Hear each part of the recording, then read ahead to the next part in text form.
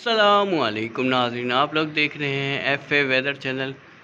आज पाकिस्तान में कहां कहां बारिश के चांसेस मौजूद हैं। पाकिस्तान में आज खैबर पख्तूनख्वा के अंदर और उसके अलावा इस्लामाबाद मरी और इसके अलावा रावलपिंडी के अंदर भी आपको बारिश देखने को मिल सकती है। और जेहलम, आज़ाद कश्मीर और उसके अलावा सियालकोट, लाहौर, गुजरात, इन तमाम शहरों में आज बारिश देखने को मिल सकती है। और बात करते हैं बुरेवाला की, तो बुरेवाला के अंदर आज शाम तक और रात में आपको कहीं हल्की कहीं तेज़ यानी मुतदल बारिश देखने को मिल सकती है।